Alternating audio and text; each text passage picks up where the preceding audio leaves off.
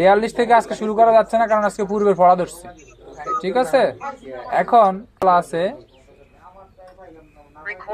68 দেখবেন বলা আছে সমনের কথা। হ্যাঁ হ্যাঁ, তো এখন এই সমনের কথা বললেও, হ্যাঁ, এখন সমনের কথা বললেও কিন্তু আপনার এই যে সমনটাতে জারি করবে, জারি করার পরে বিজ্ঞ আদালত দেখবে এই ব্যক্তি কি আসলে সমনে আদিষ্ট হয়ে সে কি হাজির হবে কিনা। হ্যাঁ, তো এখন এইটা বলার পরেও আবার ওই ব্যক্তির বিরুদ্ধে আদালত সমন জারি করার আগেও দেখবে, হ্যাঁ, এই ব্যক্তি কি সমনে আদিষ্ট হয়ে হাজির হবে কিনা। অর্থাৎ দুইটা জিনিস আদালত দেখবে, যে বলছে যে একটা হচ্ছে যে হয় সমন জারি করার পরে সে হাজির হবে না আদালতের কাছে যদি মনে হয়, আবার যদি আদালত যদি মনে করে, হ্যাঁ, যে হচ্ছে এর কাছে সমন জারি করলেও সে আসবে না, আরটা হচ্ছে কি সমন হচ্ছে দেওয়ার পরও আদালত যদি দেখে যে সমনে আদিষ্ট হয়ে হাজির হচ্ছে না, এই দুই ব্যক্তির বিরুদ্ধে বিজ্ঞ আদালত কি করতে পারবে, বিজ্ঞ আদালত হচ্ছে সমনের অতিরিক্ত পরোয়ানাটা জারি করতে পারবে।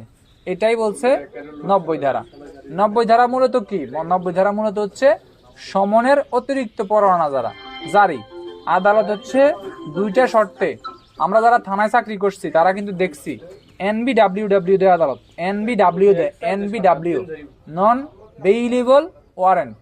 ঠিক আছে, নন বেইলেবল ওয়ারেন্ট ফর উইটনেস। ঠিক আছে, আদালত কিন্তু এগুলা যারা হচ্ছে থানা চাকরি করেন তারা দেখবেন এগুলা দেয়। ঠিক আছে, হ্যাঁ, এখন এই যে দেয় কেন দেয়? এগুলা দেয় হচ্ছে আদালত যেই ব্যক্তির বিরুদ্ধে সমন দিচ্ছে, হ্যাঁ, ওই ব্যক্তিটা হচ্ছে মূলত আপনার এই যে সমনে আদিষ্ট হয়ে সে হাজির হইল না, সে কি হইল না, সে হাজির হলো না। ঠিক আছে, এখন এই যে মানে আদালত হচ্ছে রবিউল নামে ব্যক্তির বিরুদ্ধে আদালত সমন দিচ্ছে, হ্যাঁ, কিন্তু আদালত দেখলো কি রবিউল সমনে আদিষ্ট হয়ে আদালত হাজির হইল না, তখন আদালত সমনের অতিরিক্ত মানে সমনের পরে আদালত হচ্ছে কি দিবে, পরোয়ানা দিবে, মানে গ্রেপ্তারি পরোয়ানা দিবে। এখন সেম কথাটাই আবার আদালত বলছে যে আদালত দেখতেছে যে না, রবিউলের সমন দিলেও রবিউল হাজির হবে না, হ্যাঁ, তাহলে সমন দেওয়ার আর ভ্যালু দরকার নাই, হ্যাঁ, ভ্যালু নাই, আদালত কি করবে, সরাসরি তার পরোয়ানা দিতে পারবে। এইটাই হচ্ছে সমনের অতিরিক্ত পরোয়ানা। এটা কততে বলছে? 90 ধারায়। তাহলে যদি প্রশ্ন আসে সমনের অতিরিক্ত পরোয়ানা কখন জারি করা হয়, সমনের অতিরিক্ত পরোয়ানা জারির পদ্ধতি আলোচনা করুন, সব কিন্তু আপনার এই হচ্ছে 90 ধারা দিয়ে আপনার কি অ্যান্সারটা করতে হবে। ঠিক আছে, এখন আসেন, এখন একটু মেইন বইয়ের ভাষায় একটু পড়েন। কোন বই? মেইন বইয়ের ভাষায়। মেইন বইটা একটু সবাই ধরেন সবাই। মেইন বইতে বলছে সমনের পরিবর্তে বা সমনের অতিরিক্ত পরোয়ানা জারি। তারপরেই দেখেন লেখা আছে, কোনো ব্যক্তিকে হাজির করার জন্য আদালত এই কার্যবিধি অনুসারে ক্ষমতাবান হইলে নিম্নলিখিত ক্ষেত্রে বা পরিস্থিতিতে কোনো লিপিবদ্ধ করিয়া তার গ্রেপ্তারের জন্য পরোয়ানা জারি করতে পারেন। অর্থাৎ আদালত হচ্ছে কোন একজন ব্যক্তিকে হাজির করানোর জন্য যদি ক্ষমতাপ্রাপ্ত হয়, আদালত নিম্নের পদ্ধতি অনুসরণ করে তাকে হচ্ছে পরোয়ানা জারি করতে পারে, তার বিরুদ্ধে কি জারি করতে পারে, পরোয়ানা জারি করতে পারে। এই কথাটা বলছে 90-এর মূল হিডিং এ। এখন নিম্নলিখিত ক্ষেত্র কয়টা ভাই? 90-তে ক্ষেত্র হচ্ছে মূলত দুইটা। কয়টা ক্ষেত্র?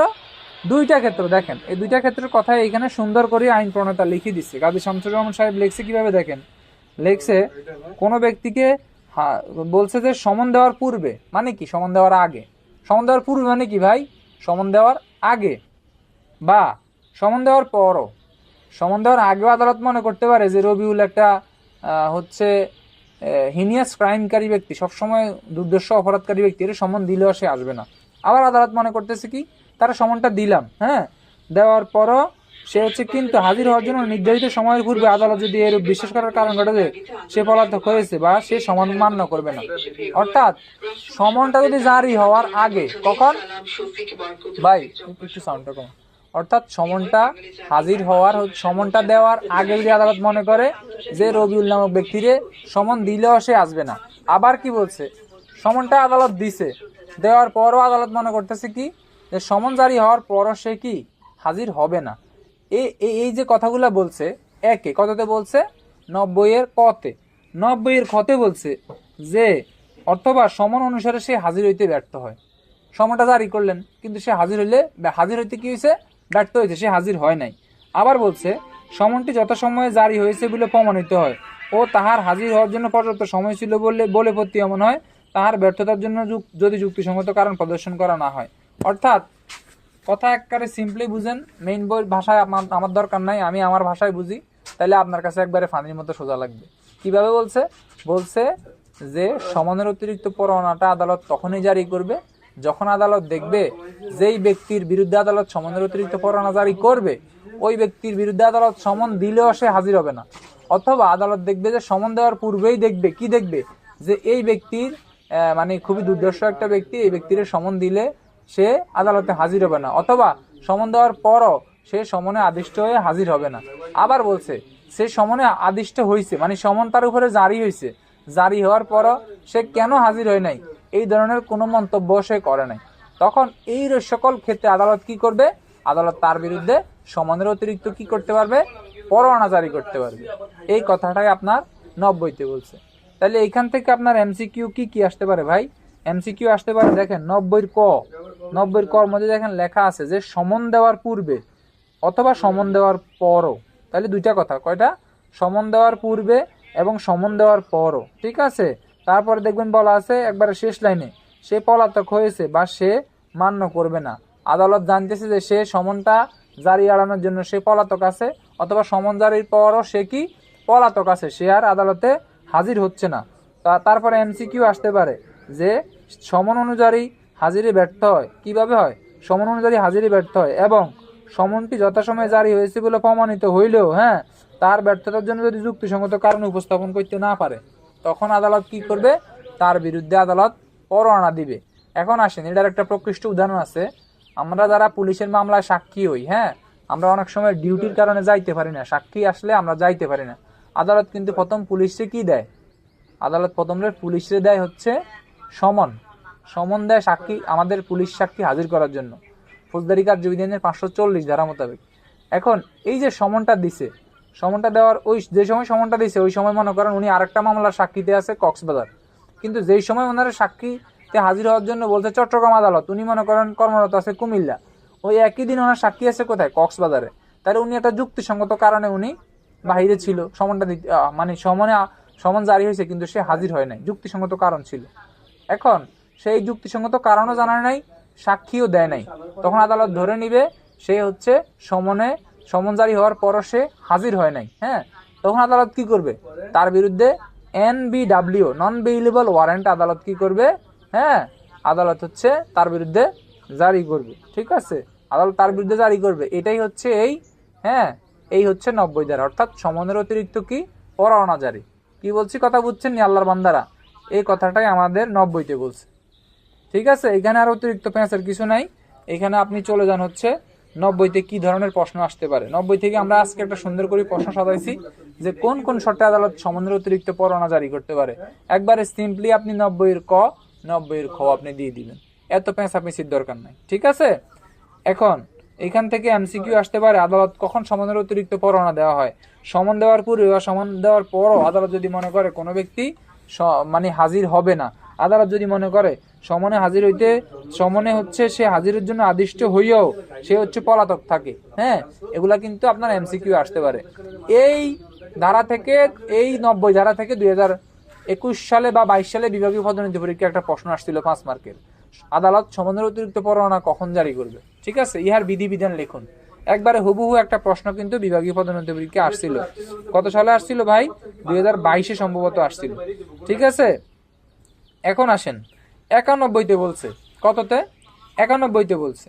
91-তে বলছে আদালত যেই ব্যক্তিরে হাজির করার জন্য কি দিতে পারে, মানে সমন দিতে পারে বা পরোয়ানা দিতে পারে। আদালত যেই ব্যক্তিকে সমন এবং পরোয়ানা দেওয়ার জন্য ক্ষমতাপ্রাপ্ত, আদালত যদি মনে করে ওই ব্যক্তিকে এই আদালতে হাজির করার জন্য আদালত তার কাছ থেকে একটা মুসলেখা নিতে পারে। কি নিতে পারে? মুসলেখা, মানে এটা লিখিত নিতে পারে। দেখেন কি বলছে, একটু পড়েন। বলছে হাজির হওয়ার জন্য মুসলেখা নেওয়ার ক্ষমতা, যদি ব্যক্তির হাজির হওয়া গ্রেপ্তার করার জন্য কোনো আদালতের হাকিম সমন বা পরোয়ানা প্রদান করতে ক্ষমতাবান। অর্থাৎ রবিউলরে আমরা কি করলাম? রবিউলরে আদালত গ্রেপ্তার করার জন্য সমন বা পরোয়ানা প্রদানের জন্য আদালত হচ্ছে ক্ষমতাবান। কথা বুঝছেন? আদালত রবিউলের বিরুদ্ধে সমন এবং গ্রেপ্তারি পরোয়ানা দেওয়ার জন্য আদালত ক্ষমতাপ্রাপ্ত বা ক্ষমতাবান। তখন আদালত কি করবে? সেই ব্যক্তি যদি উক্ত আদালতে হাজির থাকেন, রবিউল ওই যে আদালতে হাজির আছে, আদালত এখনো তার বিরুদ্ধে সমনও দেয় নাই, পরোয়ানা দেয় নাই, কিন্তু রবিউল আদালতে হাজির আছে, তখন আদালত কি করবে? আদালত করবে কি, হ্যাঁ বলছে হাজির থাকেন, তাহলে উক্ত বিচারক তাহার উক্ত আদালতে হাজির হওয়ার জন্য জামিনদার সহ বা জামিনদার ব্যতীত মুসলেকা সম্পাদন করতে মুসলেকা সম্পাদনের দাবি করতে পারেন। অর্থাৎ রবিউল তো আদালতে হাজির আছেই, তারা আদালত সমনও দেয় নাই, পরোয়ানাও দেয় নাই, তখন আদালত কি বলবে, বলবে যে আপনি যে পরবর্তী ধার্য তারিখে পরবর্তী শুনানিকালে পরবর্তী আদালত যেদিন আপনারা ডাকবে ওই দিন আপনি আদালতে হাজির থাকবেন, এই মর্মে আপনি একটি মুসলেকা দেন, লিখিত একটা দিয়ে যান। ঠিক আছে, এই কথাটা আমার বলছে কততে, 91তে। এখন 90-এর সাথে আপনি 92টা সংযুক্ত করবেন। কিভাবে করবেন দেখেন, এই যে আপনার আদালত হচ্ছে হাজির হওয়ার জন্য মুসলেকা আপনি দিয়ে আসছেন, কোথায় দিয়ে আসছেন, আদালতে দিয়ে আসছেন।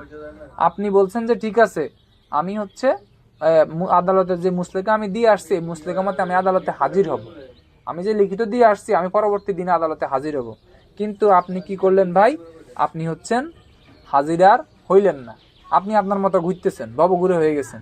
তখন আদালত আপনারা কি করবে, ওই যে মুসলেকার শর্ত যে আপনি লঙ্ঘন করছেন আপনারা এর জন্য আদালত আবার পরোয়ানা দিতে পারবে। ঠিক আছে, যদি প্রশ্ন এখন আসে কিভাবে আসে, যে সমনের অতিরিক্ত পরোয়ানা কখন জারি করা যায়, ইহার বিধিবিধানগুলো লেখন, তাইলে আপনি সাথে কি অ্যাডজাস্ট করে দিবেন। এছাড়া আদালত যে নোটে দিবেন, এছাড়াও যে ব্যক্তিকে আদালত হচ্ছে সমন এবং পরোয়ানা দিতে ক্ষমতাবান, ওই ব্যক্তি যদি নির্ধারিত দিন এবং তারিখে আদালতে হাজির না হয় অথবা ওই যে মুসলেকার শর্ত লঙ্ঘন করে, তখন আদালত তার বিরুদ্ধে হচ্ছে পরোয়ানা ইস্যু করতে পারে। এই কথাটা কিন্তু 92তে বলছে, একটু রিডিং পড়েন কি বলছে, হাজির হওয়ার মুসলেকার শর্ত লঙ্ঘন করার জন্য গ্রেপ্তার। দেখছেন, আমি 91তে আদালত বলছে কি, রবিউল সাহেব আপনি আপনার বিরুদ্ধে তো আমরা সমন এবং গ্রেপ্তারি পরোয়ানা উভয় দিতে পারি যে কোনো মুহূর্তে। তো আমরা সমন গ্রেপ্তারি পরোয়ানা কোনো কিছুই দিলাম না, আপনি একটা মুসলেকা দিয়ে যান, আপনি আদালতের পরবর্তী ধার্য তারিখে আপনি বিজ্ঞ আদালতে হাজির থাকবেন। রবিউল সাহেব বলছে ওকে ডান, মুসলেকা একটা দিয়ে আসছে 91তে।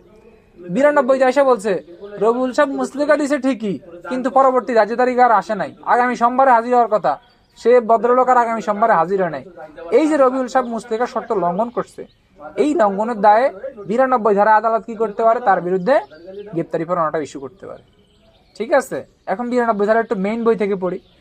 বলছে যখন কোনো ব্যক্তি কোনো আদালতে হাজির হওয়ার জন্য এই কার্যবিধি অনুসারে গৃহীত মুসলেকায় আবদ্ধ থাকা সত্ত্বেও হাজির না হয়, অর্থাৎ 91 ধারায় আপনি মুসলেকা দিয়ে আসছেন কি, আজকে হচ্ছে রোববার, আপনি রোববারে মুসলেকা দিয়েছেন, আগামী সোমবারে আপনি হাজির হবেন, কিন্তু আপনি আগামী সোমবারে আদালতে যান নাই। ঠিক আছে, এই কথাটাই এই 92তে বলছে। আরো বলছে উক্ত আদালতের বিচারক উক্ত ব্যক্তিকে গ্রেপ্তার করিয়া তার সম্মুখে হাজির করার নির্দেশ দিয়া পরোয়ানা জারি করতে পারবেন। অর্থাৎ 91তে আপনি বলে আসছেন কি, আজকে রোববারে বলে আসছেন যে আমি আগামী সোমবারে হাজির হব, আগামী সোমবারে কিন্তু ঠিকই আদালত চলছে, আপনি যান নাই, তখন আদালতের বিচারক বলবে, তার আদালত বিচারক কোনো কথা ছাড়াই তার বিরুদ্ধে পরোয়ানা ইস্যু করে দিবে। ঠিক আছে, এই হচ্ছে আমাদের 90 থেকে 92-এর গল্প কাহিনী। ঠিক আছে, গল্প কাহিনী। এইখানে মূলত 90তে বলছে কি, বলছে যে আদালত কখন সমনের অতিরিক্ত পরোয়ানা দিবে, এটা বলছে 90তে। 91তে বলছে যদি যেই ব্যক্তিকে আদালত সমনের অতিরিক্ত পরোয়ানা দেওয়ার জন্য, যেই ব্যক্তি আদালত সমন বা গ্রেপ্তারি পরোয়ানা দেওয়ার জন্য ক্ষমতাবান, ওই ব্যক্তি যখন আদালতে এমনি হাজির আছে, তাকে সমনও দেয় নাই, গ্রেপ্তারি পরোয়ানা দেয় নাই, ওই ব্যক্তি আদালতে হাজির আছে, এই ধরনের ব্যক্তির আদালত কি করবে, হাজির থাকলে আদালত কি করবে ভাই, আদালত হচ্ছে তারে এই যে তার নিকট হতে একটা মুসলেকা নিবে, মুসলেকা নিয়ে বলবে যে আপনি পরবর্তী ধার্য তারিখে হাজির থাকবেন। সে বলবে ওকে ঠিক আছে মহামান্য আদালত, এই মর্মে সে মুসলেকা দিবে, একটা লিখিত দিবে আর কি, সাদা কাগজে। পরে এখন 92তে বলছে আপনি 91তে মুসলেকা দিয়ে আসছেন, আগের দিন আপনি পূর্বের ডেটে আপনি বলে আসছেন যে আপনি পরবর্তী ধার্য তারিখে আদালতে হাজির থাকবেন, কিন্তু আপনি আদালতে হাজির যে থাকলেন না, এই যে আপনি মুসলেকা শর্ত লঙ্ঘন করছেন, আদালতের আদেশ ভায়োলেট করছেন, তখন আদালত আপনার বিরুদ্ধে কি করতে পারবে, কোনো কথা ছাড়াই 92তে পরোয়ানা ইস্যু করে দিবে। এই হচ্ছে 90, 91, 92। 90, 91, 92 বুঝেন না এমন কোন আল্লাহর বান্দা থাকলে হাত তোলেন।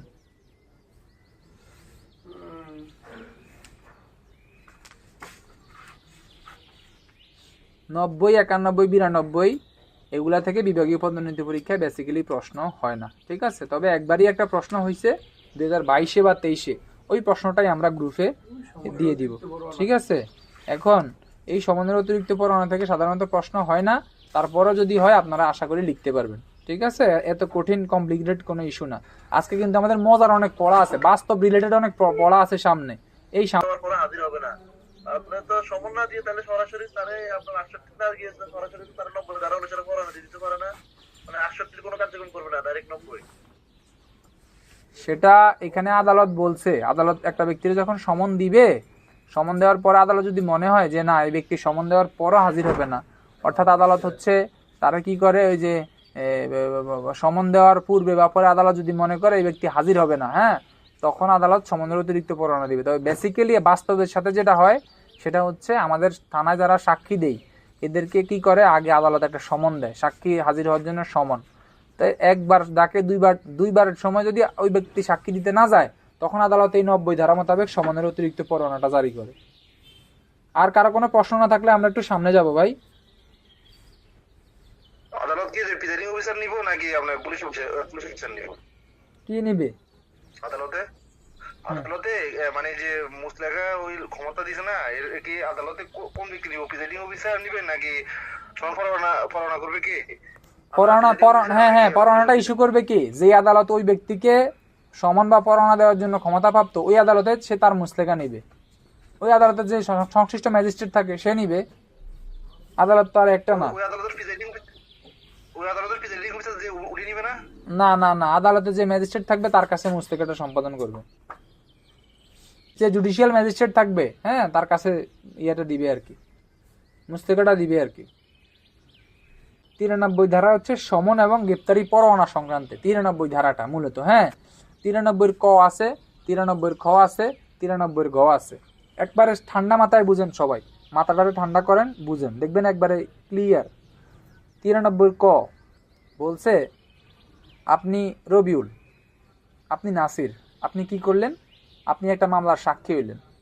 আপনি সাক্ষী হয়ে আপনি একটা মামলার বাদী হইলেন, আপনার মামলার বিবাদী হলেন। এখন যেরকম মনে করেন বা কথার কথা সাকিব আল হাসানরে দিয়ে বুঝাই, সাকিব আল হাসান কিন্তু বাংলাদেশেরও নাগরিক, আবার এট এ টাইম সে বাইরের দেশেরও নাগরিক। এখন এই সাকিব আল হাসানের একটা মামলা আদালত তারা ডাকলো, কি দিয়ে ডাকলো? সমন দিয়ে ডাকলো, ঠিক আছে?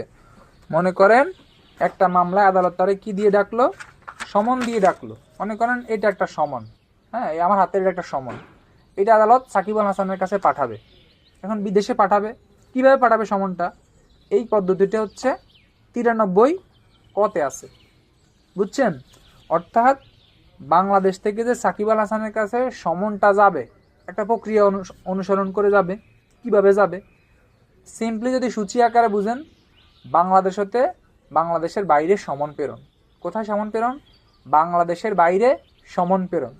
অর্থাৎ বাংলাদেশের আদালত সাকিব আল হাসানের কাছে একটা সমন পাঠাবে। এটা পাঠানোর পদ্ধতি কিভাবে পাঠাবে দেখেন। পাঠাবে বাংলাদেশ থেকে সমনটা রেজিস্ট্রিকৃত ডাকের মাধ্যমে, বাংলাদেশের যে সরকারি ডাক, এই যে যারা পোস্টাল ব্যালট করছেন, আপনাদের যেরকম পোস্ট অফিসের মাধ্যমে আসছে, এই পোস্ট অফিসের মাধ্যমে ডাক যোগে বাংলাদেশ থেকে বাংলাদেশ সরকার ওই দেশের সংশ্লিষ্ট মন্ত্রণালয়ে প্রেরণ করবে।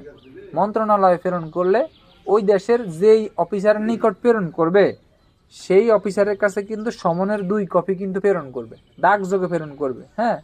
এবং যেই আদালতের ওই দেশের যে আদালতের মনে করেন আপনার ইয়ার কাছে নিয়োগ করবে, যে আদালতের হাকিমের কাছে পাঠাবে, যে আদালতের বিচারকের কাছে পাঠাবে, ওই দেশের যে আদালতের ম্যাজিস্ট্রেটের কাছে পাঠাবে, ওই দেশের আদালতের যেই ব্যক্তির কাছে পাঠাবে, ওই ব্যক্তি বাংলাদেশের একজন বাংলাদেশের যে কোনো স্থানের ম্যাজিস্ট্রেটের সমমান ম্যাজিস্ট্রেট হিসেবে গণ্য হবেন। অর্থাৎ সাকিব আল হাসানের কাছে যদি মনে করেন সাকিব আল হাসান আমেরিকা আছে, বাংলাদেশের রাষ্ট্রীয় ডাক কি করবে?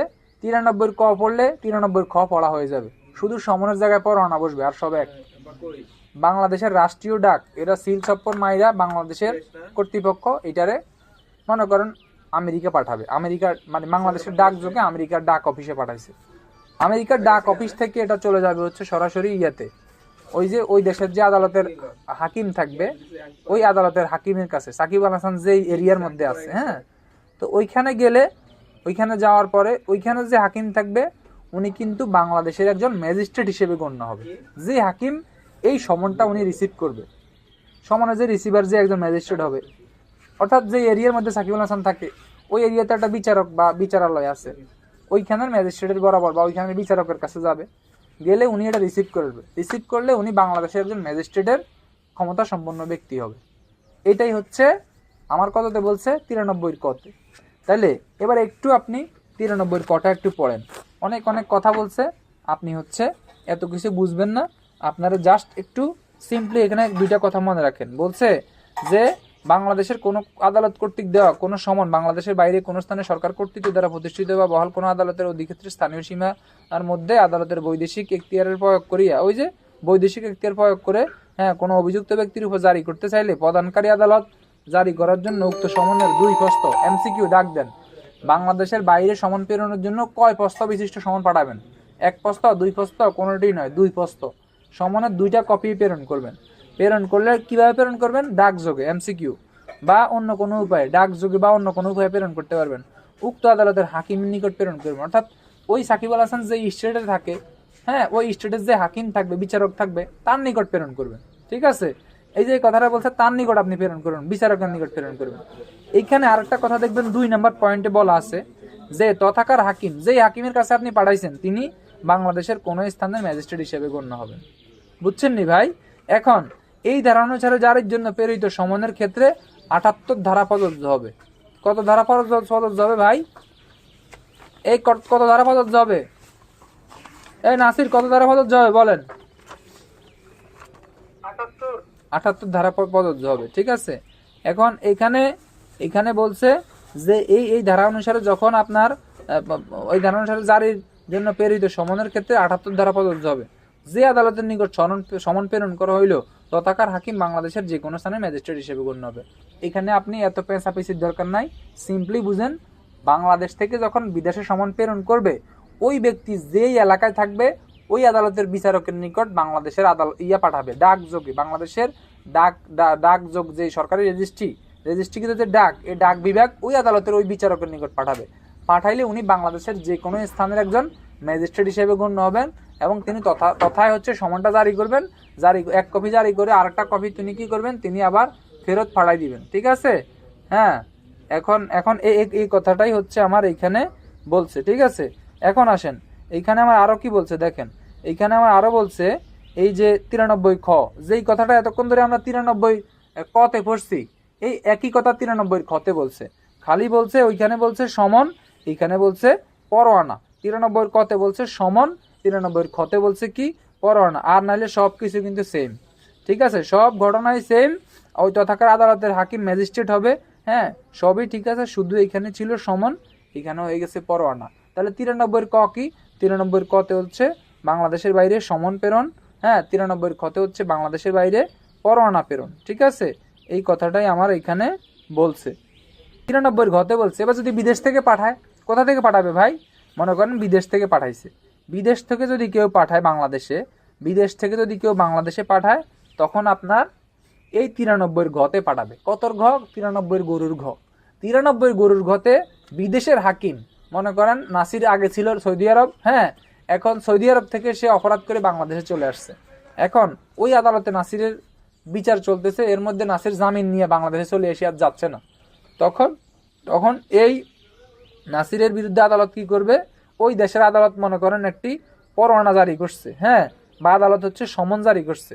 জারি করলে এইখানে নাসির বরাবর সেটা কি করবে? প্রেরণ করবে। কিভাবে প্রেরণ করবে? বিজ্ঞ আদালত হচ্ছে বাংলাদেশের কোন আদালতের নিকট প্রাপ্ত সমন পরোয়ানায় নেয় উহা জারি করে। অর্থাৎ বাংলাদেশের যেইখানে নাসির বসবাস করে ওই আদালতের হাকিম, অর্থাৎ প্রথমে আসবে রেজিস্ট্রিকৃত ডাকযোগে, তারপর নাসিরের যেই ঠিকানাটা দেওয়া আছে ওই ঠিকানা এলাকায় যেই আদালত থাকবে ওই আদালতের কাছে এই সমন বা পরোয়ানাটা চলে যাবে। চলে যাওয়ার পরে বাংলাদেশে যেভাবে আগে ওই যে আমরা 75 গ্রেপ্তারি পরোয়ানা যেভাবে জারি হবে সেভাবে হবে, 68 যেভাবে সমন জারি হবে সেভাবে হবে। অর্থাৎ বাংলাদেশের যে প্রচলিত সমন এবং পরোয়ানা জারির পদ্ধতি আছে ওই পদ্ধতি ব্যবহার করেই বেসিক্যালি কি হবে? এই সমন বা পরোয়ানাটা জারি হবে। এই কথাটাই আপনার বলছে কততে? 93 ঘতে। তাহলে 93 কতে কি বলছে? বলছে বাংলাদেশের বাইরে সমন প্রেরণ। 93 খতে বলছে বাংলাদেশের বাইরে পরোয়ানা প্রেরণ। 93 ঘতে বলছে বিদেশ হতে যখন কোনো সমন বা পরোয়ানা বাংলাদেশে আসবে তখন তা জারির পদ্ধতি। ঠিক আছে, এখন এইখানে একটা এমসিকিউ আছে দেখেন, 93 ঘ 2 আছে, 93 গরুর ঘ 2 দেখবেন একটা পয়েন্ট আছে, যে ক্ষেত্রে কোনো গ্রেপ্তারি পরোয়ানা উক্ত রূপে কার্যকর করা হয়েছে সেই ক্ষেত্রে গ্রেপ্তারকৃত ব্যক্তি সম্পর্কে যথাসম্ভব 85 এবং 86 ধারায় বর্ণিত পদ্ধতি অনুসারে ব্যবস্থা গ্রহণ করতে হবে। অর্থাৎ ওই যে আমরা 85তে পড়ছি, যদি 20 মাইলের বেশি হয় তথাকার ম্যাজিস্ট্রেটের কাছে নিয়ে যাবে। হ্যাঁ, তারপরে আবার বলছে 86তে বলছে তথাকার magistrate, police super, police commissioner কি কি কার্য পদ্ধতিতে এই ব্যক্তিকে সংশ্লিষ্ট আদালতে প্রেরণ করবে, নাকি জামিন দিবে, নাকি বিনা জামিনে তাকে ছেড়ে দিবে। এই কথাগুলা কিন্তু আপনার কততে বলছে ভাই? এই কথাগুলা কিন্তু আপনার বলছে হচ্ছে আপনার ওই যে এই 85 এবং 86তে, যার কথা উল্লেখ আছে 93 ঘ 2। তাহলে আমরা এখান থেকে একটু নিতে পারি, সিম্পলি নেই। 90তে বলছে সমানের অতিরিক্ত পরোয়ানা জারি। 91তে বলছে যে ব্যক্তিকে আদালত সমন বা পরোয়ানার জন্য দেওয়ার জন্য ক্ষমতাপ্রাপ্ত ওই ব্যক্তি যদি আদালতে থাকে, পরবর্তী ধার্য তারিখে সে হাজির হবে মর্মে আদালত তার নিকট হইতে একটি মুসলেখা নিবে। 92তে বলছে 91 ধারা মুসলেখা দিয়ে আসার পরও যখন কেউ যথাসময়ে বিজ্ঞ আদালতে হাজির না হয়ে মুসলেখার শর্ত লঙ্ঘন করবে, তখন আদালত তার নিকট হচ্ছে তার বিরুদ্ধে কি দিবে? আদালত পরোয়ানা দিবে। এটা বলছে আপনার 92তে।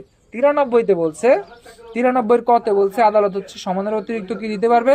93 কতে বলছে বাংলাদেশের বাইরে সমন প্রেরণ। 93 খতে বলছে বাংলাদেশের বাইরে পরোয়ানা প্রেরণ। 93 ঘতে বলছে বিদেশ হতে বাংলাদেশে সমন বা পরোয়ানা আসলে করণীয়।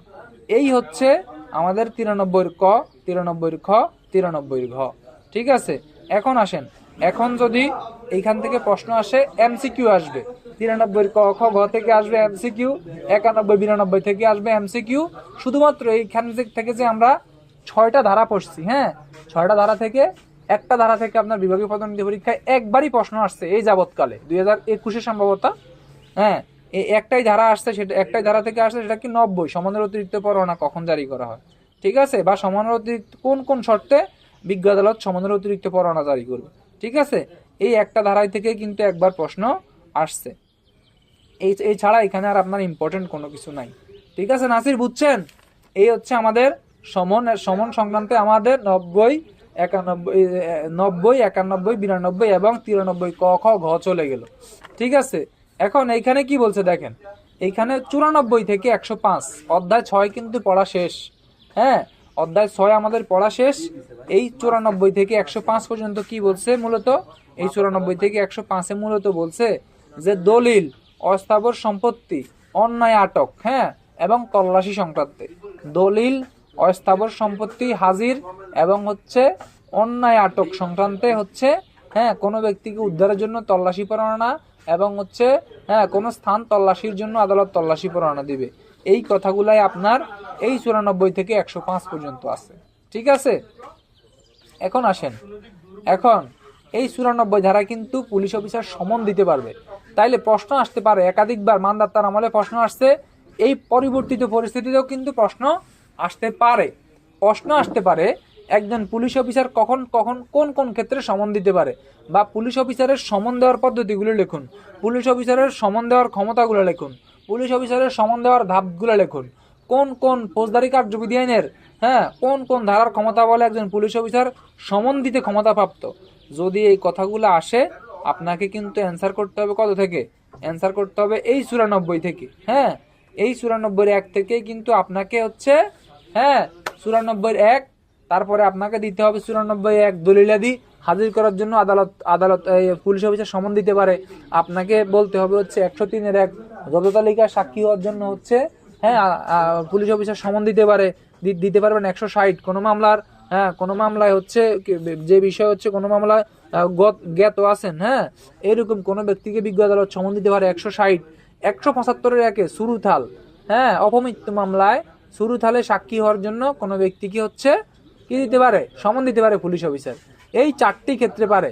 দয়া করে এই 4টি ক্ষেত্রে কিন্তু আপনারা কার্যবিধি, ফৌজদারি কার্যবিধির ধারা এগুলো আপনারা একটু মুখস্থ রাখবেন। ঠিক আছে, অনেকে লিখতেছেন, লিখেন, সেটা হচ্ছে কত? 94, 103-1, 160, 175-1। ঠিক আছে, এগুলা কিন্তু আপনারা একটু ঠোঁটের আগায় রাখবেন, ঠোঁটের আগায়। ঠিক আছে, এগুলা থেকে কিন্তু বিভাগীয় পদোন্নতি পরীক্ষায় কি হয়? প্রশ্ন হয়। এখন আসেন, এখন এই 94 ধারাটা কি বলছে আমরা একটু পড়ি। হ্যাঁ, আমরা একটু পড়ি। 94 ধারার মূল হিডিংটা হচ্ছে দলিলাদি বা বস্তু দাখিল করার জন্য সমন। হ্যাঁ, তাইলে আমরা হিডিংটা কি নিব? মেইন পয়েন্টটা হচ্ছে যে হ্যাঁ, যে দলিল হাজির করার জন্য সমন, দলিল হাজির করার জন্য সমন, দলিল হাজির করার জন্য সমন, মুখস্থ থাকবে ভাই। এখন এই 94তে কিন্তু দুইজন ব্যক্তিকে ক্ষমতা দিছে। দেখেন, একজন হচ্ছে আদালত, আরেকজন হচ্ছে থানার ভারপ্রাপ্ত অফিসার। কে? থানার ভারপ্রাপ্ত অফিসার। আরেকজন কে? আদালত। আদালত এবং কে? থানার ভারপ্রাপ্ত অফিসার। দেখেন, একবারে শুরুতেই এমসিকিউ দাগ দেন। বলছে যখন কোনো আদালত, এমসিকিউ, যখন কোনো আদালত বা কোনো থানার ভারপ্রাপ্ত অফিসার, দাগ দেন আদালত বা থানার ভারপ্রাপ্ত অফিসার, হ্যাঁ, এই কার্যবিধি অনুসারে তদন্ত, ইনকোয়ারি, বিচার, দাগ দেন তদন্ত, ইনকোয়ারি, বিচার, হ্যাঁ, বা অন্য কোনো কার্যক্রম পরিচালনার জন্য, হ্যাঁ, এমসিকিউ দাগ দেন দলিল বা বস্তু প্রয়োজনীয় বা প্রয়োজনীয় বস্তু হবে আর কি, বস্তু প্রয়োজনীয় উঠে গেছে, হবে প্রয়োজনীয় বস্তু বাঞ্ছনীয় মনে করেন, হ্যাঁ, তখন উক্ত আদালত বা অফিসার এমসিকিউ দাগ দেন সমন বা লিখিত আদেশ দ্বারা, সমন বা লিখিত আদেশ দ্বারা যে ব্যক্তির নিকট উক্ত দলিল বা বস্তু রয়েছে বলে অনুমতি হয় তাকে হচ্ছে সমন বা আদেশে লিখিত, হ্যাঁ, লিখিত ও সময় স্থানে হাজির হতে উহা দাখিল করতে নির্দেশ দিতে পারেন।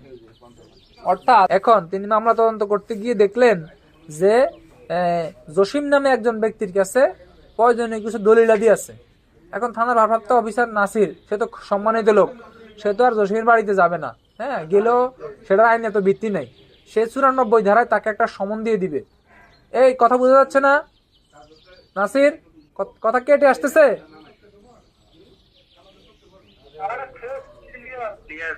আচ্ছা, নাসিরে কি করলো? নাসিরে কি করলো? ওই জসিমরে নাসির কি দিল না, মৌখিক ভাবে কোনো আদেশ দিবে না। জসিমের নাসির কি দিবে?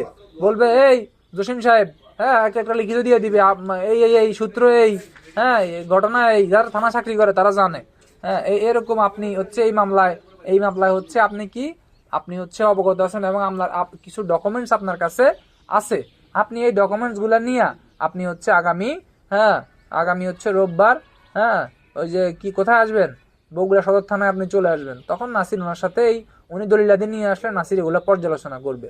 এই কথাটাই মূলত আমার এইখানে বলছে। কোথায় বলছে ভাই? 94(1) বলছে। তবে এইখানে বেসিক্যালি দুইজনের কথা বলা আছে, দুইটা ব্যক্তি, একটা হচ্ছে পুলিশ থানার ভারপ্রাপ্ত অফিসার, আর একটা হচ্ছে আদালত, এই দুজনের কথা বলা আছে। ঠিক আছে, তাহলে এই দুজন ব্যক্তি চাইলেই সমন দিয়ে দুজনের ব্যক্তির কাছে আপনি দলিলাদি হাজির করবেন। ঠিক আছে, এবং এইখানে কিন্তু 2 নম্বরে একটা দারুণ কথা বলছে। 2 নম্বর পয়েন্টে দেখেন, 2 নম্বর পয়েন্টে বলছে নাসির জসিম সাহেবরে বলছে, জসিম সাহেব আপনি হচ্ছে 94(2), হ্যাঁ, জসিম সাহেব বলছে জসিম সাহেব আপনার কাছে এই দলিলাদি আছে, হ্যাঁ, মামলা সংক্রান্ত, আপনি এগুলো নিয়ে হাজির হন। এখন নাসির সাহেব, জসিম সাহেব হচ্ছে হাজির হইল না। জসিম সাহেব কি করলো?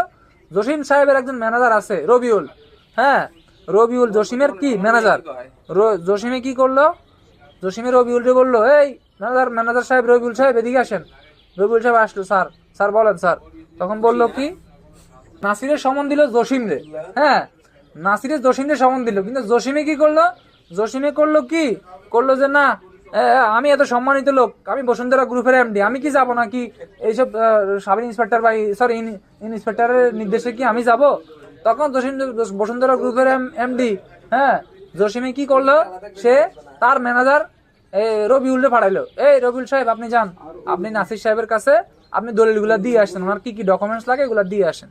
এই যে দিয়ে আসছে, সে নিজে হাজির না হয়ে অপর একজন ব্যক্তির কাছে তার দলিলাদি দিয়ে হাজির হয়েছে, তাইলে হচ্ছে সমনে হাজির হয়েছে বলে গণ্য হবে। কি বলছে কথা বুঝছেন নি ভাই? এক্ষেত্রে ওই ব্যক্তি ব্যক্তিগতভাবে হাজির হওয়ার দরকার নাই। এই যে গল্পগুলো আমরা পড়তেছি, হ্যাঁ, এগুলা কিন্তু বিভাগীয় পদোন্নতি পরীক্ষায় রিটেনের জন্য এত ভ্যালিড না, এগুলা জাস্ট মাঝে মধ্যে এমসিকিউ হয়, এগুলা থেকে তেমন আপনার তেমন প্রশ্ন আপনার হয় না। তবে হচ্ছে ওই যে যদি আসে পুলিশের ক্ষমতা, হ্যাঁ, পুলিশের ক্ষমতা সমূহ লেখন, এই যে সমন দেওয়া, এটাও কিন্তু পুলিশের ক্ষমতা। ঠিক আছে, পুলিশের 23,000 এরকম পুলিশের ক্ষমতা, পুলিশের 34 পুলিশের ক্ষমতা, এই যে সমন দিবে এটাও কিন্তু পুলিশের একটা ক্ষমতা। যদি পদোন্নতি পরীক্ষা এসে যায় আপনারা কিন্তু এইখান থেকে 2-1টা পয়েন্ট লিখতে হবে। তাই যারা হচ্ছে একবার নাসিরের মতো কাঁচা আছেন তারা এই কোনো ধারা বাদ দেওয়া যাবে না। হ্যাঁ, এগুলো কিন্তু একটু নখদর্পণে রাখতে হবে। এতে করে আপনার কি হবে, এতে করে আপনার যদি কোনো আইন সংক্রান্ত কোনো ল্যাকিংস থেকেও থাকে সেটা আপনার দূরে সরে যাবে। ঠিক আছে? আচ্ছা, এখন এই 94-2 বলছে যে ব্যক্তিগতভাবে অফিসার ডাকছে, ব্যক্তিগতভাবে হাজির না হয়ে অপর একজন ব্যক্তি দ্বারা যদি সে শুধু দলিলপত্র হাজির দিয়ে দেয়, দলিলপত্র পাঠিয়ে দেয় অফিসারের কাছে, তাহলে এই সমনটা তার প্রতি জারি হয়েছে বলে গণ্য হইব। হ্যাঁ, তা সে নিজে হাজির হওয়া লাগবে না। তবে 3 বলছে সাক্ষ্য আইনের 123 এবং 124 ধারার যেই বিধানাবলী আছে, হ্যাঁ, এটা কিন্তু প্রভাবিত করবে না। এটা কততে বলছে?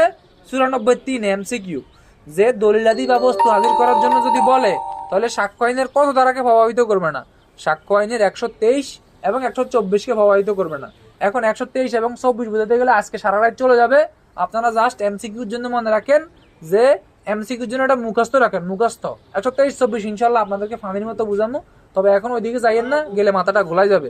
হ্যাঁ, এখন 94 ধারা যখন আদালত বা কোনো পুলিশ অফিসার সমন জারি করার জন্য কাউকে লিখিত আদেশ দিবে, হ্যাঁ, ওই লিখিত আদেশের ক্ষেত্রে সাক্ষ্য আইনের 123 এবং 124 ধারার বিধানাবলীকে হচ্ছে প্রভাবিত করবে না। এই কথাটাই হচ্ছে এই হচ্ছে 194 হচ্ছে 3 বলছে। 94-3 আরো একটা কথা বলছে, দেখেন এমসিকিউ, ডাক বা টেলিগ্রাফ কর্তৃপক্ষের হেফাজতে রক্ষিত কোনো পত্র, পোস্ট কার্ড, টেলিগ্রাম, অন্য কোনো দলিল বা পার্সেল বস্তুর ক্ষেত্রে প্রযোজ্য হবে না।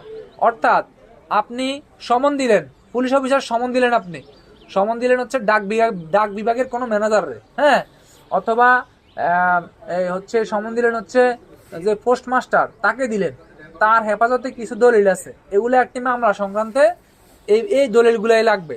তখন আপনি যে সমন দিছেন, এই সমনে কিন্তু সে আপনার কি করবে না, দলিলাদি কি করবে না, হাজির করবে না। হ্যাঁ, অর্থাৎ 94 ধারাটা ওই যে ডাক বিভাগে যদি যারা কর্মরত আছে বা ডাক বিভাগের অধীনে যদি কোনো কিছু থাকে, তার এগেইনস্টে কিন্তু এই 94 ধারাটা আপনি ব্যবহার করতে পারবেন না। 94 ধারার সমনে ওই ব্যক্তি ওই দলিলাদি কিন্তু হাজির করবে না। বুঝছেন? এই কথাটাই হচ্ছে এইখানে 94-3 এসে বলছে। ঠিক আছে? তাহলে 94-1 কি ভাই? 94-1 হচ্ছে যখন হচ্ছে কোনো পুলিশ অফিসার বা আদালত মনে করে অনুসন্ধান, বিচার, ইনকোয়ারি সংক্রান্তে কোনো এলিমেন্টস তার কোনো হচ্ছে এলিমেন্টস তার কাছে আছে, হ্যাঁ, কার কাছে আছে? কোনো ব্যক্তির কাছে আছে, তখন ওই ব্যক্তিকে হচ্ছে হাজির হওয়ার জন্য নির্ধারিত তারিখ এবং ডেটে হাজির হওয়ার জন্য আদালত নির্ধারিত সময়ে ওই দলিলপত্রগুলা হাজির করার জন্য আদালত কি দিবে? আদালত হচ্ছে তাকে হচ্ছে সমন দিবে। এটা বলছে হচ্ছে 94-1। 94-2 বলছে যে ওই ব্যক্তিগতভাবে কাগজপত্র নিয়ে আসার দরকার নাই, সে আরেকজন ব্যক্তি দ্বারা কাগজপত্রগুলা পাঠাই দিল, তখন কি হবে? সমনটি জারি হয়েছে বা ওই সে সমনে হাজির হয়েছে বলে গণ্য হবে। 94-3 বলছে এই যে আপনি আদালত বা আপনি হচ্ছে পুলিশ অফিসার হচ্ছে সমন দিলেন, দেওয়ার পরও যদি কোনো ডাক বিভাগের কাছে যদি কোনো দলিলপত্র থাকে, তারা কিন্তু সেটা আপনাকে প্রোভাইড করবে না, তারা আপনাকে সেটা দিবে না। এটা বলছে 94-কততে? 94-3।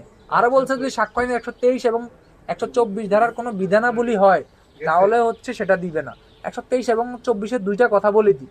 একটা হচ্ছে রাষ্ট্রীয় সংক্রান্তে কোনো গোপনীয় নথি হইলে দিবে না, এমন একটা নথি যেটা প্রকাশ করলে জনসাধারণের শান্তি শৃঙ্খলা বিঘ্ন হইতে পারে, এই ধরনের নথি থাকলেও সেটাও আদালত দিবে না। এটা 123-24-এর ঘটনা। এখন 95-তে গেলে 94-টা আরো ক্লিয়ার হয়ে যাবে।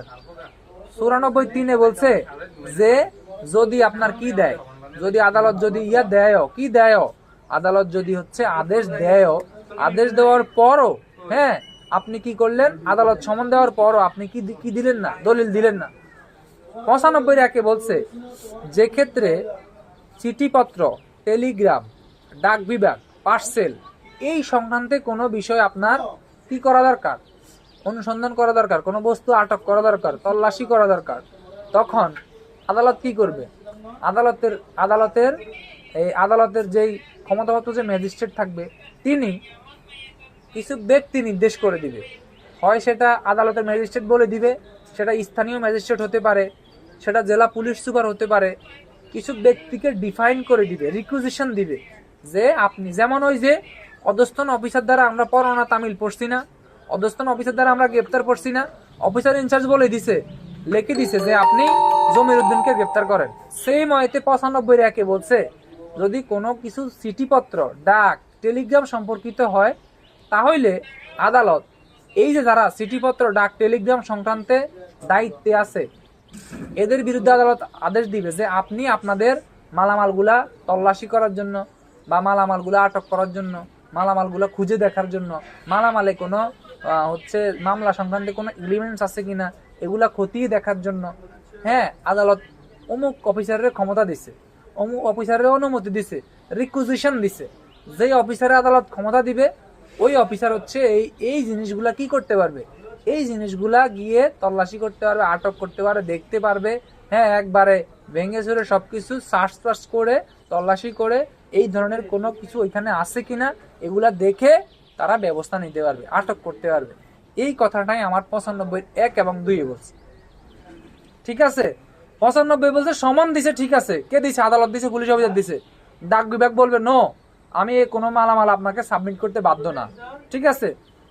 94 বলছে, 95 বলছে এই যে ডাক বিভাগ, টেলিগ্রাম, পার্সেল এই সংক্রান্ত যত অঙ্গ প্রতিষ্ঠান আছে বাংলাদেশে, এদের কাছে যদি কোনো মামলা সংক্রান্তে কোনো তদন্ত, অনুসন্ধান, বিচারের কোনো প্রক্রিয়া যদি এরা সংশ্লিষ্ট হয়ে যায়, তখন আদালত কি করবে?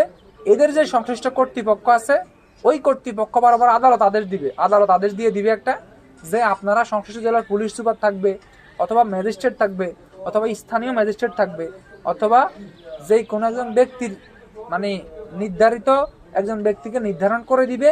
ওই ব্যক্তির উপস্থিতিতে ওই ব্যক্তি কি করতে পারবে? অনুমতি, আদালতের অনুমতি প্রাপ্ত হয়ে তিনি ওই স্থানে তল্লাশি করবেন, ওই স্থানে অন্যান্য সকল কার্য পরিচালনা করতে পারবেন, দলিলগুলা দেখতে পারবেন।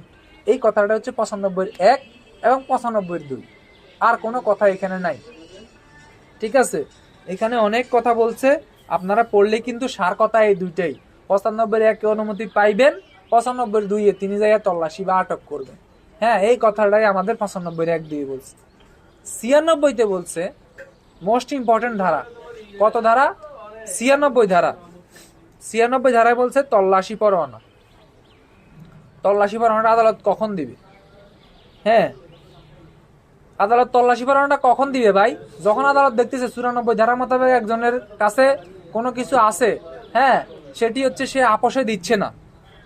তারপরে 95 ধারা পর্যন্ত, 95 ধারায় ডাক, টেলিগ্রামের কাছে কোনো কিছু আছে, আদালত নির্দেশ দিল, দেওয়া সত্ত্বেও ওই ব্যক্তি কি হচ্ছে না, ওই ব্যক্তি যথাসময়ে আদালতে ওই ব্যক্তির সেগুলা সার্চ করার পরও, হ্যাঁ, ওই ব্যক্তি কি করলো? ওই ব্যক্তি আদালত যথেষ্ট মনে করতেছে না। আদালত মনে করে যে ইহারও অধিকতর তল্লাশি দরকার, ইহারও অধিকতর সার্চ দরকার, ইহারও অধিকতর ওই জায়গার মধ্যে আরো বেশি আমাদের কি দরকার ভাই? এই জিনিসটা আরো বেশি খতিয়ে দেখা দরকার। উপযুক্ত হয় নাই, 94-তে উপযুক্ত হয় নাই, 95-তে উপযুক্ত হয় নাই। তখন আদালত এই 96 ধারায় তল্লাশি পরোয়ানা ইস্যু করে দিবে। বুঝছেন? এই 96 ধারায় কি বলছে? 96 ধারায় বলছে পূর্বোক্ত দুইটি ধারা কোনটা? পূর্বোক্ত দুইটি ধারা একটা মনে করেন 94, একটা 95। এগুলার কার্যক্রম করার পর আদালত দেখতেছে কি? আদালত দেখতেছে এই যে ঘটনাটা ঘটতেছে এটা কিন্তু পর্যাপ্ত হয় নাই। হ্যাঁ, তখন আদালত কি করবে? আদালত এই 96-তে আইসা আপনারে তল্লাশি পরোয়ানা দিবে। কি জন্য দিবে? তল্লাশি পরোয়ানাটা দিবে হ্যাঁ, এই যে আপনার 98, 99 ক এবং 100 ধারা মোতাবেক, হ্যাঁ, মামলার আলামত উদ্ধার, অবৈধ কোনো ডাক, পার্সেল, চোরাই মাল, অবৈধ প্রকাশনা, বেআইনিভাবে আটক কোনো ব্যক্তিকে উদ্ধারের জন্য, হ্যাঁ, আদালত কর্তৃক স্বাক্ষরিত এবং সিলমোহরাঙ্কিত যেই পরোয়ানা ইস্যু করা হয় তাকে তল্লাশি পরোয়ানা বলে। বুঝছেন? এই কথাটা আপনার 96-তে কিন্তু আপনার বলছে, ঠিক আছে। এই 96-1 কিন্তু এই তল্লাশি পরোয়ানার কি দিছে? সংজ্ঞা দিয়ে দিছে। বুঝছেন?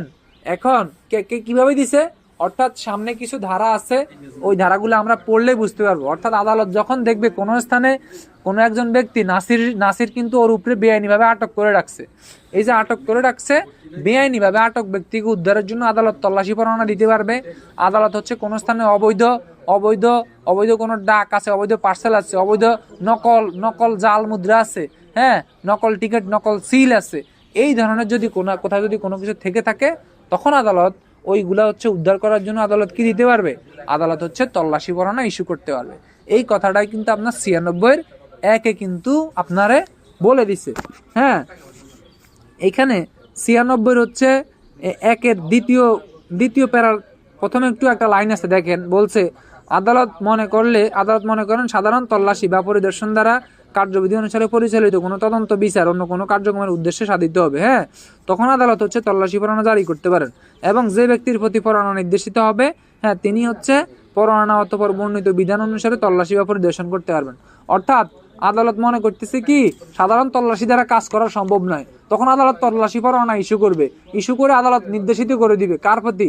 যে নাসির সাহেব, আপনি তল্লাশিটা হচ্ছে কি পরিচালনা করেন, যেই অফিসারের উপরে নির্দেশিত হবে সেই অফিসারে হচ্ছে তল্লাশি পরোয়ানা কি করবে, হ্যাঁ, সেই অফিসার হচ্ছে তল্লাশি পরোয়ানাটা কি করবে, কার্যকর করে তল্লাশি পরোয়ানা নির্দেশিত হয়ে ক্ষমতাপ্রাপ্ত হয়ে সে তল্লাশিটা কার্যক্রমটা পরিচালনা করবে। এটাই বলছে এখানে 95-1-এ। 95-2-এ আরো বলছে ডাক ও তার কর্তৃপক্ষের হেফাজতে রক্ষিত কোনো দলিল বা পার্সেল বা কোনো বস্তু তল্লাশির জন্য পরোয়ানা মঞ্জুর করার কর্তৃত্ব দিবে না। অর্থাৎ কি বলছে এখানে বলছে যে হচ্ছে এই আইনে বর্ণিত কোনো বিধান জেলা ম্যাজিস্ট্রেট, ক্ষেত্র বিশেষ মুখ্য বিচারিক ম্যাজিস্ট্রেট বা চিফ মেট্রোপলিটন ম্যাজিস্ট্রেট ব্যতীত অপর কোনো ম্যাজিস্ট্রেটকে, অর্থাৎ যদি ডাক বিভাগে যদি থাকে কোনো মালামাল, কোন বিভাগে? ডাক বিভাগের অধীনে যদি কোনো মালামাল থাকে, তখন মিনিমাম মুখ্য বিচারিক ম্যাজিস্ট্রেট হতে হবে, চিফ মেট্রোপলিটন ম্যাজিস্ট্রেট হতে হবে, জেলা ম্যাজিস্ট্রেট হতে হবে। এই 3 শ্রেণীর ব্যক্তি, এই 3 শ্রেণীর ম্যাজিস্ট্রেট কি করতে পারবে? ওই ডাক বিভাগের কোনো মালামাল থাকলে সেগুলা তল্লাশির জন্য পরোয়ানা ইস্যু করতে পারে, ঠিক আছে? অন্য কোনো ম্যাজিস্ট্রেট কিন্তু ইস্যু করতে পারে না। এমসিকিউ এটা হচ্ছে কত? 96-2-এ কিন্তু এই এমসিকিউটা আছে। তাইলে 96টা কি আমরা আবারও সিম্পলি বুঝি। 96টা হচ্ছে যখন কোনো স্থানে অবৈধভাবে কোনো ঘটনা ঘটতেছে, অবৈধভাবে কি ঘটতেছে, যেমন নাসির হচ্ছে মেহেদীকে আটক করে রাখছে, এরূপ ব্যক্তিকে উদ্ধারের জন্য আদালত থেকে তল্লাশি পরোয়ানা আদালত ইস্যু করতে পারে। হ্যাঁ, এইটা যেমন পারে, আরো পারে কততে পারে, আরো পারে হচ্ছে যখন কোনো স্থানে অবৈধ কোনো প্রকাশনা আছে, ওই প্রকাশনাটা বাজেয়াপ্ত করার জন্য হচ্ছে আদালত তল্লাশি পরোয়ানা ইস্যু করতে পারে। আরো পারে কোনো একটা স্থানে নকল টিকিট অথবা নকল সিল বানাইতেছে, হ্যাঁ, অথবা জাল মুদ্রা, নকল টাকা ছাপাইতেছে, এই ধরনের কোন স্থানে তল্লাশি করার জন্য আদালত তল্লাশি পরোয়ানা ইস্যু করতে পারে। এই কথাগুলাই কিন্তু আপনার 96-তে বলছে। তাহলে 96-তে আমরা একটু সিম্পলি নিতে পারি, হ্যাঁ, কার্যবিধির হচ্ছে 98, 99 ক 100 ধারা মোতাবেক, হ্যাঁ, কোন স্থানের আলামত বা কোন স্থানের মামলার আলামত বা অবৈধ ডাক টিকিট, পার্সেল, সিল, চোরাই মাল, অবৈধ প্রকাশনা এবং বেআইনিভাবে আটক ব্যক্তিকে উদ্ধারের জন্য আদালত কর্তৃক স্বাক্ষরিত এবং সিলমোহরকৃত, হ্যাঁ, যে পরোয়ানা ইস্যু করা হয় তাকে কি বলে? তাকে হচ্ছে তল্লাশি পরোয়ানা বলে।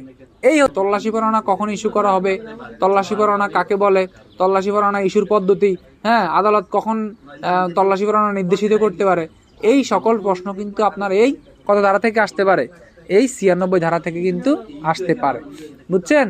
আদালত কোন কোন ক্ষেত্রে তল্লাশি পরোয়ানা ইস্যু করতে ক্ষমতাপ্রাপ্ত বা ক্ষমতাবান, এই সকল কিছু কিন্তু আপনার এই 96 থেকে কিন্তু প্রশ্ন আসতে পারে, 96-1 থেকে।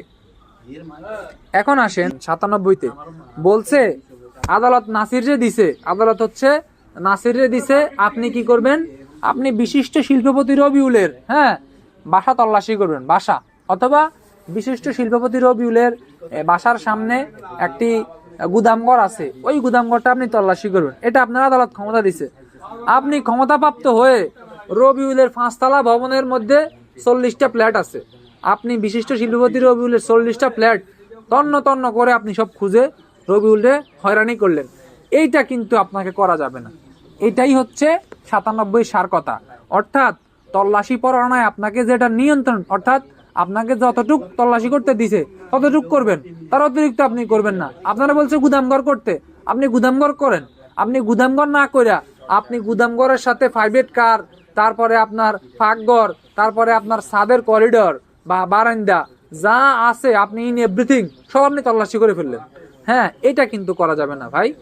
এইটা যদি এখন একটা প্রশ্ন চলে আসে এখান থেকে, ক নামক ক নামক হচ্ছে সাব ইন্সপেক্টর রবিউল, হ্যাঁ, তিনি হচ্ছে আদালত কর্তৃক তল্লাশি পরোয়ানা নির্দেশিত হয়ে খ নামক বিশিষ্ট শিল্পপতি সাইম সোবান আনবির বাড়িতে যায়। হ্যাঁ, আদালত হচ্ছে তার হচ্ছে বাড়ি বসতঘরের নিচতলা তল্লাশি পরোয়ানা তল্লাশি করার জন্য নির্দেশিত করলেও রবিউল হচ্ছে তার সমস্ত বাড়ি তল্লাশি করে। হ্যাঁ, তল্লাশি কার্যক্রম শেষ করে। এক্ষেত্রে সাব ইন্সপেক্টর রবিউলের কাজের হচ্ছে আইনানুগ বৈধতা আলোচনা করুন। তখন রবিউলের কাজটা কি আইনানুগ ভাবে বৈধ হবে? এইভাবে বৈধ হবে না। কেন হবে না? কারণ হচ্ছে যে রবিউল যেভাবে হচ্ছে তল্লাশি করার জন্য নির্দেশিত, আদালত তাকে নিচতলার জন্য বলছে, যদি সে শুধুমাত্র নিচতলা করে তাইলে তার কার্যক্রম আইনানুগভাবে বৈধ। কিন্তু সে যদি সমগ্র বাড়ি তল্লাশি করতেই থাকে তাইলে এটা কিন্তু আপনার আইনানুগভাবে বৈধ হবে না। কি বলছে 97-তে। এখন 98-তে কি বলছে ভাই? 98-তে বলছে যেই বাড়িতে চোরাই মাল, জাল দলিল প্রভৃতি আছে, কি আছে? চোরাই মাল আছে, জাল দলিল আছে, নকল টিকিট আছে, নকল সিল আছে, এই বাড়িতে কি করতে পারবে ভাই? এই বাড়িতে বা বিক্রয়ের জন্য কোনো চোরাই মালামাল মজুদ করা আছে, হ্যাঁ, এই বাড়িতে তল্লাশি করার জন্য জেলা ম্যাজিস্ট্রেট অথবা সরকার কর্তৃক ক্ষমতাপ্রাপ্ত হয়ে বিশেষ কোনো ম্যাজিস্ট্রেট এমসিকিউ 98 ধারায় চোরাই মাল, জাল দলিল, নকল টিকিট, নকল সিল, এগুলা হচ্ছে আপনার তল্লাশির জন্য হচ্ছে দিতে পারবে কে? তল্লাশির জন্য তল্লাশি পরোয়ানা নির্দেশিত করতে পারবে কে? তল্লাশি পরোয়ানা প্রদান করতে পারবেন কে? জেলা ম্যাজিস্ট্রেট অথবা ক্ষমতাপ্রাপ্ত অপর কোনো নির্বাহী ম্যাজিস্ট্রেট। ঠিক আছে, তা কি করতে পারবেন তিনি? এই যে 98-1 নম্বরের দ্বিতীয় প্যারাটার এমসিকিউ দাগ দেন, জাল দলিল নকল করার জন্য জালিয়াত করার উদ্দেশ্যে কোনো যন্ত্রপাতি, হ্যাঁ, সাজ সরঞ্জাম, হ্যাঁ, তারপর হচ্ছে বিক্রয় বা প্রস্তুত করার জন্য ব্যবহৃত হয় এরূপ কোনো ব্যক্তি, এরূপ কোনো বস্তু আর কি। হ্যাঁ, আরো সামনে বলছে যে নকল টিকিট, মুদ্রা, হ্যাঁ, টিকিট জাল অথবা নকল করার জন্য ব্যবহৃত যন্ত্রপাতি, সাজ সরঞ্জাম জমা রাখা হয়। হ্যাঁ, অথবা এখানে আরো একটা কথা বলছে, পেনাল কোডের 292 ধারা অনুসারে যে অশ্লীল বস্তু, অশ্লীল, আগে কিন্তু আমরা ছোটবেলায় কিন্তু অশ্লীল কার্ড বিক্রি হইতো, ওই যে অশ্লীল কার্ড, এই যে অশ্লীল কার্ডগুলো যদি কোথায় বানানোর জন্য যদি কোনো সরঞ্জামাদি থাকে, ওই সরঞ্জামাদি ক্ষেত্রে কি হবে? কিন্তু তল্লাশিটা করতে পারবে। এখন তল্লাশির জন্য আদালত কি করতে পারে ভাই? আদালত হচ্ছে তল্লাশি পরোয়ানা দিতে পারবে। কে দিতে পারবে? জেলা ম্যাজিস্ট্রেট দিতে পারবে। কে দিতে পারবে? কোনো ক্ষমতাপ্রাপ্ত অপর কোনো নির্বাহী ম্যাজিস্ট্রেট দিতে পারবে। আচ্ছা, দিতে পারলে কাকে দিবে? এই 98 ধারা অনুসারে চোরাই মাল, অশ্লীল বস্তু তৈরিতে যদি কোনো সরঞ্জাম জমা রাখা অথবা নকল টিকিট, নকল সিল, জাল টিকিট, হ্যাঁ, জাল সিল, এগুলার জন্য আদালত কি করতে পারবে? এগুলার জন্য আদালত হচ্ছে আপনার দিতে পারবে, ওই যে আপনার হচ্ছে তল্লাশি পরোয়ানা দিতে পারবে। দিলে এখানে এমসিকিউ দাগ দেন, কনস্টেবল পদের উপরস্থ, মানে এএসআই টু আপ, রাফ খাতার মধ্যে লিখে রাখেন, 98 ধারায় তল্লাশি কার্যক্রম পরিচালনার জন্য ক্ষমতাপ্রাপ্ত হবেন এএসআই টু আপ কোনো অফিসার। কে হবেন? এএসআই টু আপ কোনো অফিসার, কনস্টেবল হবে না। ঠিক আছে, 98 ধারায় যদি তল্লাশি করে, ওই তল্লাশি পরোয়ানার জন্য ক্ষমতাপ্রাপ্ত হবে এএসআই টু আপ কোনো ব্যক্তি। ঠিক আছে, এটা কিন্তু আপনার 98-তে বলছে। তাহলে এই এএসআই তল্লাশির জন্য ক্ষমতাপ্রাপ্ত হয়ে কি করবে? এটা কিন্তু একটা বড় প্রশ্ন, এখান থেকে কিন্তু প্রশ্ন হইতে পারে বিভাগীয় পদোন্নতি পরীক্ষায়। একটু মনোযোগ দেন। এই এএসআই তল্লাশির জন্য ক্ষমতাপ্রাপ্ত হয়ে তিনি 1 নম্বর কতে বলছে এই সকল স্থানে তিনি প্রবেশ করবেন। মনোযোগ দেন, এই সকল স্থানে কি করবেন? তিনি প্রবেশ করবেন। এটা বলছে হচ্ছে আপনার 98 কতে। 98 খতে বলছে এই যে তিনি যে ওই স্থানে প্রবেশ করবেন, প্রবেশ করে কি দাঁড়ায় থাকবেন না, তিনি তল্লাশি করবেন। এটা বলছে 98, এটা বলছে কত? এটা বলছে 98 হচ্ছে আপনার খতে। ঠিক আছে, 98 খতে এই কথাটা বলছে, 1-এর খতে বলছে। 98 1-এর ঘতে বলছে যদি তিনি এই ধরনের কোনো বস্তু পান তাহলে তিনি কি করবেন? তিনি ওই বস্তুগুলা তার দখলে গ্রহণ করবেন, তিনি ওই বস্তুগুলা হেফাজতে নেবেন। 98 ঘোড়ার গতে আবার আইসা বলছে এই ধরনের বস্তু তিনি হেফাজতে নিয়ে তিনি হচ্ছে পাহারা দিবেন এবং নিরাপদ স্থানে নিয়ে যাওয়ার জন্য ব্যবস্থা করবেন। হ্যাঁ, 98 মতে আবার আইসা বলছে এই ধরনের ব্যক্তি যারা এই ধরনের ঘটনা ঘটাইছে, এগুলার জন্য যারা হচ্ছে ঘটনা ঘটানোর জন্য যারা দায়ী বা এগুলোর সাথে যারা সংশ্লিষ্ট, এদেরকে তিনি কি করবেন? তিনি হচ্ছে গ্রেপ্তার করবেন এবং কোনো ম্যাজিস্ট্রেটের কাছে নিয়ে যাবেন। এই হচ্ছে এখানে অনেক কথা ইত্যাদি ইত্যাদি ইত্যাদি লিখছে। তবে মেইন পয়েন্ট হচ্ছে কোনো স্থানে যদি একবারে একবারে সিম্পলি বুঝেন ভাই, এত পেঁচানোর দরকার নাই, এত পেঁচানোর দরকার নাই। সিম্পলি বুঝেন যে কোনো স্থানে যদি নকল টিকিট, নকল সিল, চোরাই মাল, হ্যাঁ, জাল দলিল, হ্যাঁ, নকল মুদ্রা, হ্যাঁ, অশ্লীল কোনো বস্তু সরঞ্জামাদি রাখা হয়, তখন কি করবে? তখন তথাকার হচ্ছে জেলা ম্যাজিস্ট্রেট বা হচ্ছে নির্বাহী ম্যাজিস্ট্রেট, কে? জেলা ম্যাজিস্ট্রেট বা নির্বাহী ম্যাজিস্ট্রেট, তারা কি করবে? তারা হচ্ছে ওই স্থানে যাবেন, ওই স্থানটা তল্লাশি করার জন্য একজন ইয়ারে দিবে, দায়িত্ব দিবেন, একজন এএসআই টু আপ যে কোনো পদের পুলিশ অফিসারের তিনি কি দিতে পারবেন? তল্লাশি পরোয়ানা দিবেন। তল্লাশি পরোয়ানা দিলে ওই এসআই কি করবে? ওই এসআই কার্যক্রমগুলাই কিন্তু আপনার 98-1 ক, খ, ঘ, গ, উতে আছে। একবারে সিম্পলি মনে রাখবেন, ওই এসআই কি করবে? ওই এসআই প্রথমে ওই স্থানে প্রবেশ করবে, খতে তল্লাশি করবে, গতে ওই বস্তু দখলে নিবে, তারপরে গুনার গতে ওই বস্তু নিরাপদ হেফাজতে নিবে, হ্যাঁ, এবং পাহারা দিবে। আর উমতে বলছে এই এই এই ঘটনার সাথে যারা জড়িত আছে এইরূপ ব্যক্তিবর্গকে তিনি কি করবেন? বিনা পরোয়ানায় হচ্ছে তিনি গ্রেপ্তার করতে পারবেন। ঠিক আছে, এই কথাটা কিন্তু এখানে আপনার বলা আছে। ঠিক আছে, এই এক খ থেকে উম পর্যন্ত পড়লেই আপনার হয়ে গেছে, আপনার আর বিস্তারিত কোনো কিছু পড়ার দরকার নেই। ঠিক আছে, এখন এখান থেকে কখনো বিভাগীয় পদোন্নতি পরীক্ষায় প্রশ্ন আসে নাই। যদি একটা প্রশ্ন এসে যায় যে চোরাই মাল, জাল দলিল, নকল টিকিট, নকল সিল, হ্যাঁ, রয়েছে, এরূপ স্থানে আদালত কখন তল্লাশি পরোয়ানা ইস্যু করবে, বা এরূপ স্থানের আদালত তল্লাশি পরোয়ানা ইস্যু করলে, হ্যাঁ, তল্লাশি পরোয়ানা প্রাপ্ত পুলিশ অফিসারের কার্য পদ্ধতি আলোচনা করুন, তো পুলিশ অফিসারের কার্যক্রম লিখুন। তখন কিন্তু আপনারা এই 98 ক, খ, গ, ঘ, ঙ দিতে হবে। আপনি যদি ক, খ, গ, ঘ, ঙ না দেন, আপনি 1 থেকে 5-7টা পয়েন্ট দিবেন, হ্যাঁ, ঊর্ধ্বতন কর্তৃপক্ষকে জানাবেন, হ্যাঁ, যে তল্লাশি কার্যক্রম এগুলা করবেন, থানায় এসে জেনারেল ডায়েরিতে একটা নোট দিবেন। এই যেগুলো আপনি জানাইছেন, এগুলা জানাইলে, হ্যাঁ, আপনার কি হবে? আপনার হচ্ছে, হ্যাঁ, পরবর্তী থানায় এসে জেনারেল ডায়েরিতে একটা নোট দিয়ে দিবেন পুরো ঘটনার। আর শেষে কি দিবেন? শেষে আপনি দিয়ে দিবেন ফৌজদারি কার্যবিধান 98 ধারা। ঠিক আছে, যদি আপনি এটা দিতে পারেন তাহলে কিন্তু 5-এ 4 না পাইলেও কিন্তু আপনি 5-এ 3 না পাইলেও 5 না পাইলেও আপনি 3, 3.5 ইনশাল্লাহ পেয়ে যাবেন। সম্পূর্ণ ক, খ, গ, ঘ আপনাকে পুরা দেওয়া যাবে না। ঠিক আছে, এই কথাটাই আপনারা এইখানে বলছে। এখন 94-তে বলছে কোন স্থানের হচ্ছে যদি কোনো ব্যক্তির কাছে যদি মামলা সংক্রান্ত কোনো দলিলাদি থাকে, হ্যাঁ, তখন হচ্ছে ম্যাজিস্ট্রেট বা আদালতের পুলিশ অফিস, এই থানা ভারপ্রাপ্ত কর্মকর্তা, তিনি কি করবেন? তিনি হচ্ছে এইরূপ জিনিস উদ্ধারের জন্য তিনি কি দিবেন? তিনি হচ্ছে সমন দিবেন। এটা বলছে 94-তে।